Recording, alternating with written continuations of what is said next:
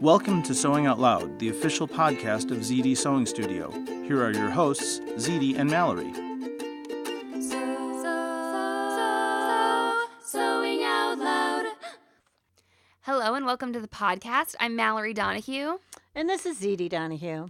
And Mom wants you to know today that Screwing up is part of life. that's right. But Mom, I don't know if you've ever screwed up before. You kind of. Yeah. I'm trying to think of when I have so screwed up and it turned out really good, even though I screwed up. You would do that. No, you screw something up and you're like, oh no, and then you come up with a solution and you're like, I would have never thought of this if I had not screwed up. We talked about this a little bit in the group. Somebody asked the question like this. They said, when do you know to just stop and throw away a project? Yeah. And I was like, oh, that's a good question. And I thought, I haven't done that in a really long time. Yeah, I think I did do right. it. I think because it's hard to throw something away that you've put energy into. I think you're better off walking away and giving yourself a break first. I also think because you may be able to come back to it with a renewed, refreshed outlook if you aren't staring at how awful you just made this thing or whatever. The other thing is, I think as you get more experienced, well, first of all, if you just started sewing, the screw-ups where you have to throw it away are going to happen. Right. Maybe not. Maybe it'll only happen to you twice. Right. Maybe it'll happen to you 10 times. Right. But I was just thinking about the thing that I really messed up, and I thought I knew better than that. And if I had used the knowledge that I know I already have, I could have avoided my wanting to throw it away. Yeah. Once you have some sewing chops, I think that you don't have to throw away as often, because really with sewing, as long as you leave that seam allowance, right, you're cutting accurately, yeah, you should be able to salvage something of it. Well, right? and I think there's another thing about rules that we've made, or we've been told, or we've made up ourselves, or we've decided we have to do it. I just made some dog beds. Okay. I meant to compliment you on those. Oh, well, thank you. But I used fabric I had. Yeah. Because we don't need any more fabric. I'm not saying we don't want it anymore. I'm just saying we don't need any more. Right. Maybe we need to buy some more fabric because you just made dog beds. Right. And I guess what I'm saying is, I made this out of home deck fabric. Uh-huh. And I wanted to make two, and I had enough fabric, that I made the top out of one fabric and the bottom out of the other fabric. And I was like, how come I can't figure out how to make this bottom? This is not working. It needed to be 31 by 41 inches. Mm-hmm. And it seemed like I had that fabric, but I couldn't get the shape. It was I had the volume, but it was in the wrong configuration. And the area. It had been used before. So I had the area. I had the square inches. Yes. But it wasn't set up like I could just cut two, of those rectangles right next to each other. Mm-hmm. And, I'm like, this is a dog bed. And this is the bottom of the dog bed. And this is really good fabric. I just don't think I'm going to use it anymore. It should go to this dog bed. So, I basically split this one piece of fabric, down the middle, and, cut another piece of the fabric off the end of, the wrong configuration of it, and put it down the middle. Together. Right. Yeah. And it was going in the opposite direction even. It Right. wasn't. So, I mean, and, it was striped. Okay. Yeah. And, I always want my stripes to be even and match up and all this. Well, it's the dog bed. It's a dog bed. The dog loves the bed. Yes.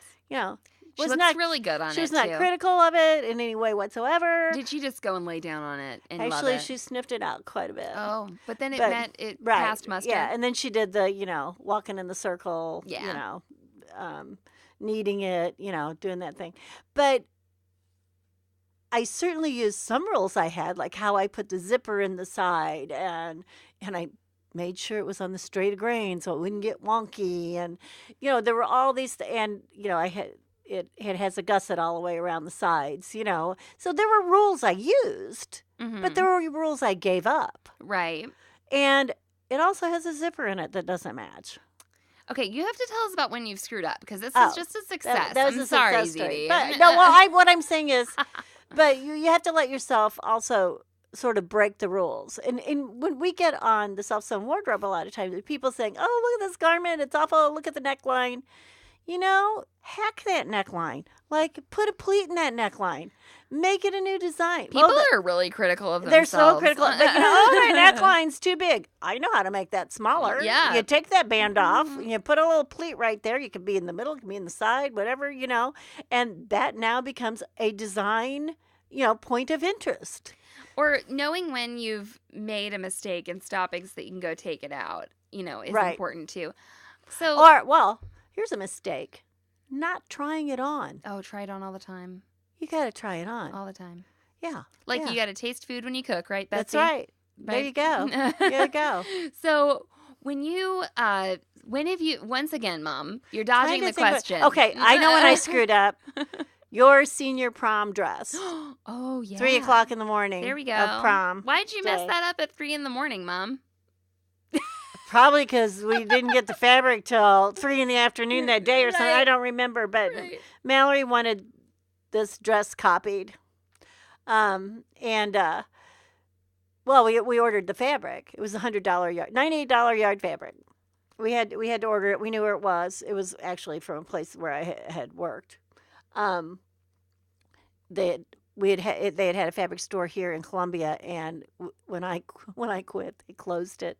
They couldn't replace me, so we had to order it from the St. Louis store, and they still had the fabric. Mallory had lusted after this fabric for years anyway, so we had no pattern. So I was just going to drape, and what is the top like? It was just a deep V, It's super deep V. Right. It goes down like was to the a back bra like line. that too? Yes. Okay. They both were like that, and so the challenge was like making it so I could move in this dress without like my boobs popping out. And this was all silk chiffon. Yes.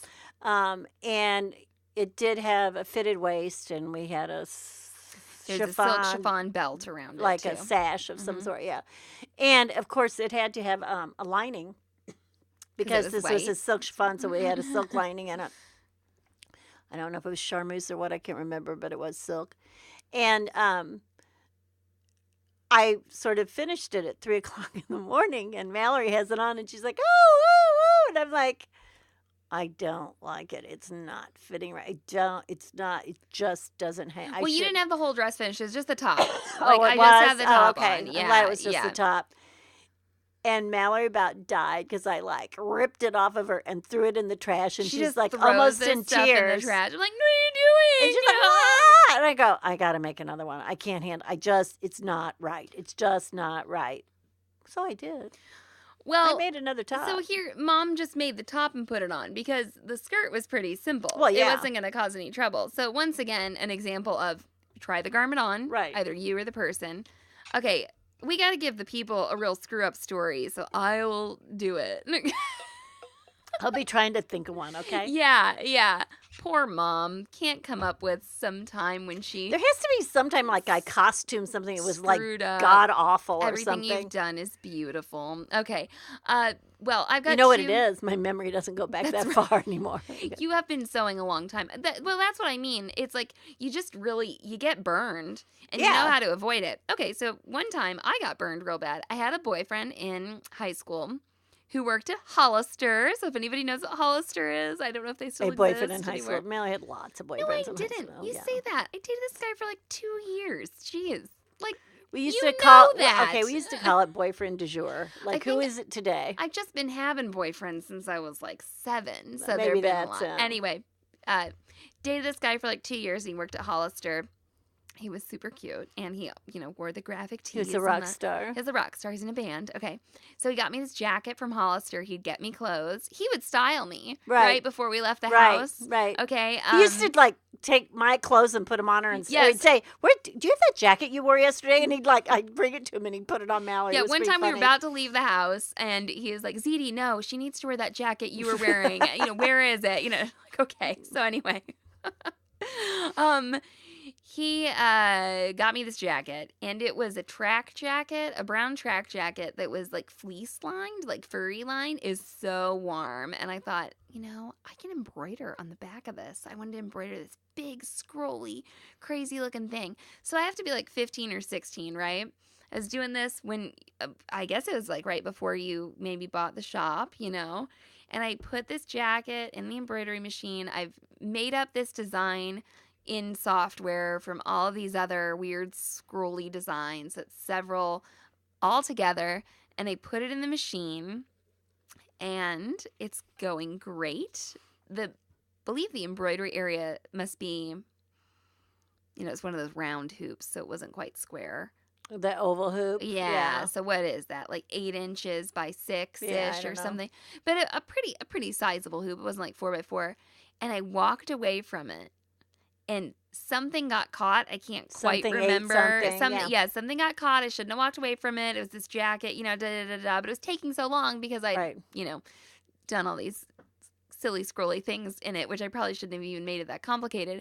And I come back, and it is just so messed up that I'm like, oh my gosh. I'm like, I'm going to try and salvage this because I can do it. And you know what I did?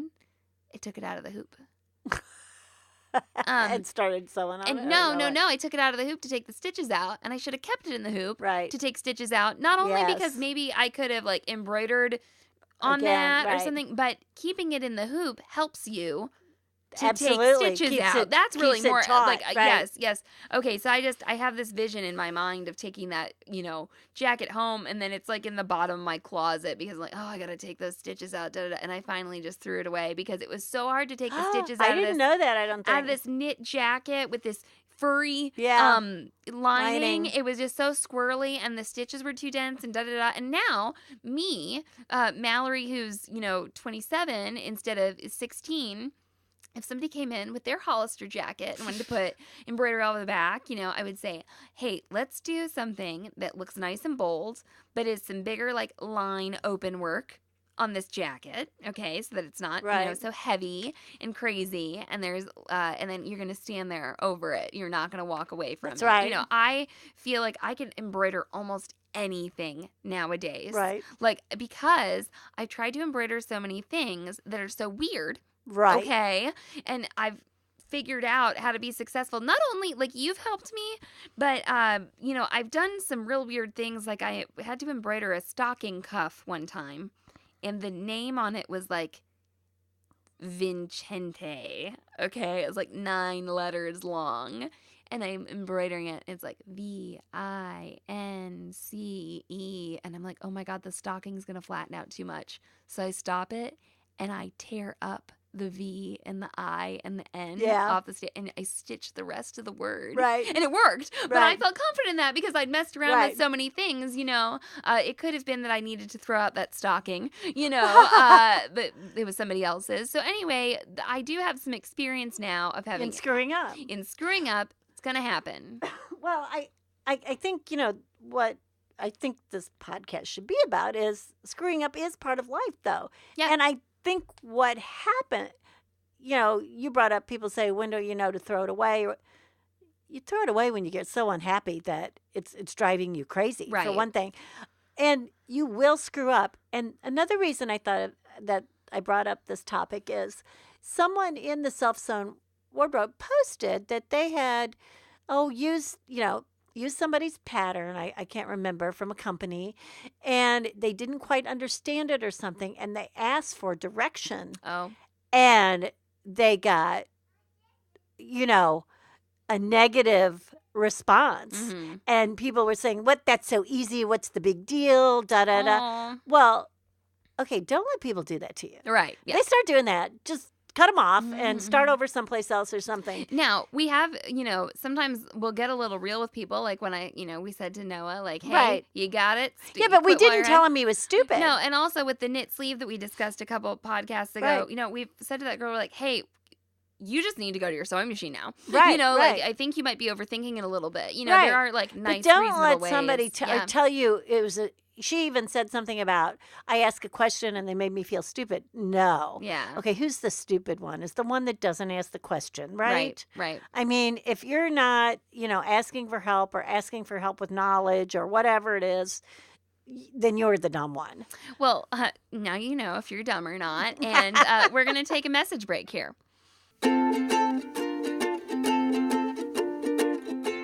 Hey, Mom. Yeah? You can feel free to compliment me Oh, no. On- what? on this. What?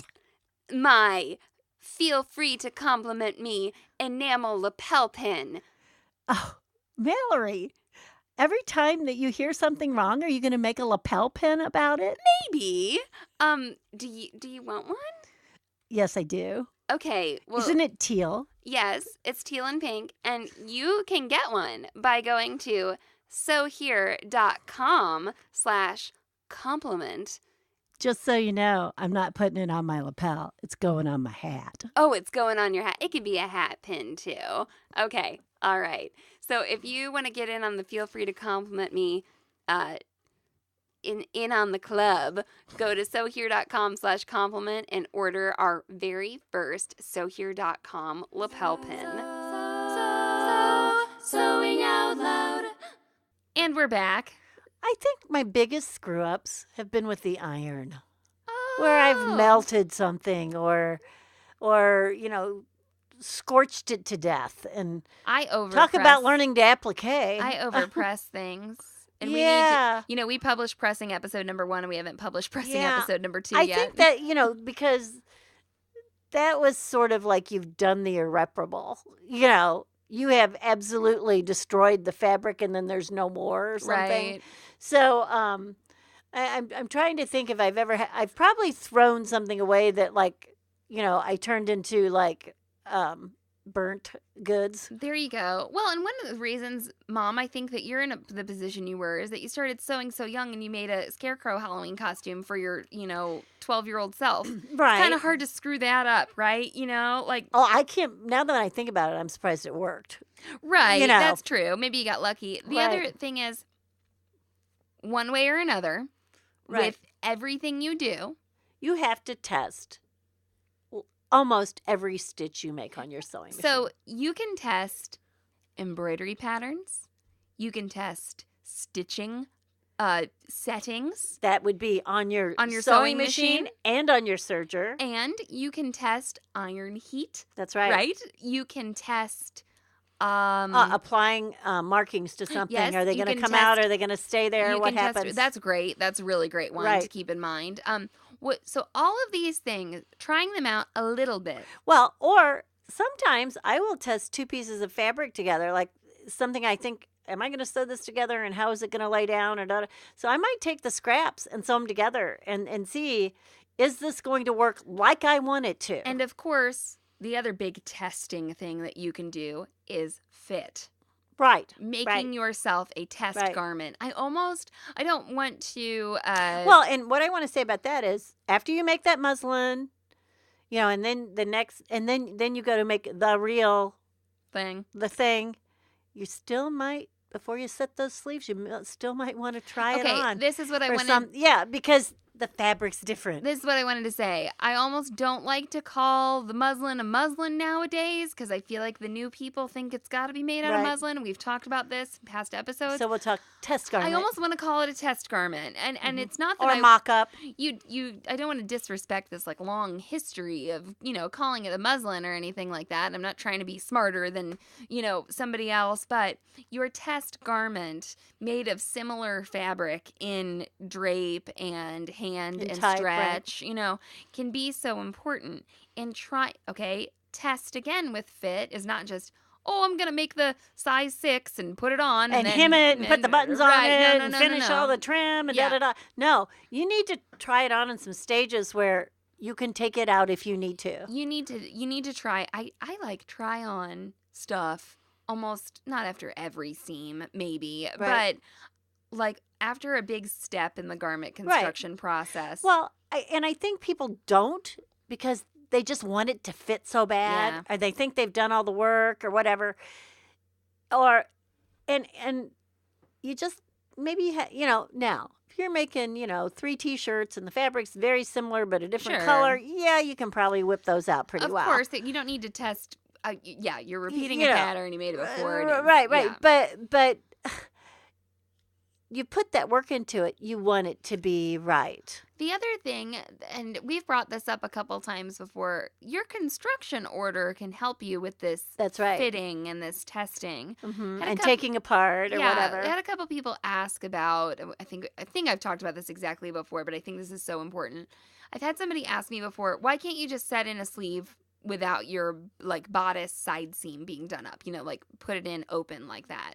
And I'm like, well, you can, and you can just sew up that side seam, but if you're making a test version of, say, a woven button-up shirt, and you want to know, does this bodice fit me and do the armholes end up in the right place, it can be a good thing for you to first make the sleeveless, body of that shirt, right? Like that construction order can aid in testing, right? Aid in fitting. Also, when you talk about, the construction order? The construction order may be different on the sewing machine versus a serger. That's true, too. Because on a serger, generally what you really want to do is go over the last seam that was sewn. You're trying to secure as many seams as you can with the other serge seam. So that can make a difference, too, as to, what machine you're using to make it. I also have tested garments before and not made the whole thing. Oh yeah. Especially it was with this jacket with the Kelly anorak. I was like, I just need to know if I'm choosing the correct size for my shoulders. That's right. Because that's the part that I have trouble fitting. And that's the part you want fitted. Right. Yeah, and that's the part where I want it to fit nicely. I needed some ease because it's a jacket, but I knew my shoulders are a lot bigger than my bust in any of these patterns. I wasn't worried about it being tight to the bust. It's a jacket. I knew everything was going to be fine for me just because of how my body is shaped. And I thought, what if I just cut out like the top of this, and see if these are set in the right place, and that is another thing that you can do. Well, and parts of some garments are not fitted. They just hang, or they're just, and the other thing is when you are breaking rules, you need to know that you're breaking them, and you need to have a contingency plan. You also need to know why the rule was necessary in the first place. That's right. If you're going to break it, because, one of the things we just talked about not too long ago was bias and crosswise and length. If you don't cut that pattern, on the crosswise grain like it says to, what's going to happen? Right. It's probably going to screw up. There is a reason for it to be done that way. Yeah, if you think you can't just throw all the rules away unless you really understand them. I was making a poncho from the Magic Pattern book, and it has like a little faux like buckle kind of thing in the back, right? I was making out of plaid, and I thought, I want to put that on the bias because it'll be cute, right? And I thought, this piece is not meant to be on the bias because it's supposed to be stable. So I stabilized my fabric, with another woven, fabric in order that so that pattern piece wouldn't stretch out of shape. That's right. When I, used it. So that's a rule I broke. Another rule I'm breaking with the Kelly anorak, I'm using a zipper that is like 1.5 inches too short. Right. Okay. I know why. So you talked about why the rule exists. I know why she said to use this long of a zipper. Right. I also could see from the construction that it's all enclosed. And if there was a little bit of extra fabric below the zipper, wasn't going to be a big deal. That's right. So I knew it was okay. And there are some rules or things I throw away right off the bat. Like I never use the button placement. There you go. Pattern that is given with a pattern. I put on the garment and I decide where those buttons are going to be and what size they're going to be. Yep. Because how could button placement be the same for you and me both? Right. So you got to know why the rules exist. But if you really mess up something, okay. Yeah. You're going to throw it away. You have our permission to throw it away, first of all, because we don't keep around things that don't work, right? Yeah, exactly. Or to remind ugly us, reminders. I think you also have, every time you mess up, if you think about what happened, you're going to learn something. Well, that's what I was going to say. It's you have our permission. such a learning process. You have our permission to throw it away, but think about, okay. Right. Oh, I should have used a longer stitch length so that I could have taken out this lapel on this Morris blazer when I decided that I wasn't going to follow the rules and interface the lapel. Yeah, and there you go. That's another part. You kind of have to be honest with yourself. Yeah, I know exactly. I know You what do happened. it. You can't say to somebody. Oh, I really don't know why this didn't work out. You might know. Ooh. You might know. I think so. If you want to deny that, that's okay. But you haven't learned anything. Yeah, that's a good point, Mom. You have to say, I messed this up. Like, because I've made 2 Morris blazers now that are successful on me. Right. But this one that I started and I'm just trashing it, I thought, I thought I could do without interfacing on this lapel. And sometimes you can on some things. But and depending on the fabric. I should have tested. It would have been so easy for me to like baste this one part on, see if it worked, and if it didn't, take it off and redo that part. I just need to be honest with myself that you got to think about what's going to be or you have to think, I thought through that process. What part did I not consider? You have to think about what's that made this a fail. You have to think about what's most time effective, and sometimes it's throwing it away. And the other thing too is, if you think about just throwing something together or whatever, and it doesn't work out, you have wasted that time. You thought your plan was to save time, and instead you just wasted it. Right. If you get something that's unwearable, just from sheer lack of sort of, I don't know, like respect for the process or whatever, that's kind of that sounds a little, what do I want to say? Arrogant? Yeah, well, or like moral. Yeah. There's ethical sewing and there's non-ethical sewing. But if you've done that, and we believe in both. It's like, and I've done that myself. I'm like, well, now I can't, finish this properly because I just went, crazy or something. The other like thing that. Somebody else brought up not too long ago on the Facebook page was, I was thinking about doing this or doing that to this. I've made this pattern before, but I decided it was really late, and I'm going to stop and do it in the morning. Yeah. And that is a good idea. Mm-hmm. It really is. I used to sew really late, like into the wee hours of the morning. And I kind of had a rule that I didn't cut stuff at a certain point, because cutting is the one thing you can't fix. You kind of can't undo. It's harder to fix. You can always, there's color blocking. Yeah, that's right. That's right. There's always color blocking. Design detail, Yeah. But, and especially if you have to have that fabric and you can't replace that fabric or something like that, you don't want to lose the options of that fabric. Don't cut late at night. Don't take a design chance when you're really tired. Yeah. Or I always think this sometimes, like, I can do that better than they drafted it. Right. Well, usually what would happen to me, Sometimes especially when I was like designing costumes. Yeah. You're trying to design for, you have all these things in mind. You've got cost and time and efficiency of getting these done, and how many different kinds of bodies do they have to fit, and where can I would make a lot of things that had built-in alteration type, what do I want to say, features. And I might make like 30 garments. It's like, say I had to make 32 garments. And like on the 31st, I was like, if I would have just sewn this seam this way, I could have saved myself 6 minutes on every garment. Right. But it was so funny that I did 30, out of the 32 garments, I did 33 this way or something like that. Right. But, you can always probably think of a little bit better or different way to do something sometimes, so it works out better. But well, we'd love to hear about your screw-ups. Yeah. Or if you quit sewing for a while because you did screw up, and know that your next screw up, Zede and Mallory are right there cheering you on. Screwing up is part of life. That's right. So you can find us on Instagram at Zede Sewing Studio. You can email me at mallory@sewhere.com. And we've got a fun Facebook group that we've talked about called The Self-Sewn Wardrobe. So you can like that page and join the group on Facebook too. All right. Well, thank you all for listening. So long and so happy. Thanks for listening to Sewing Out Loud.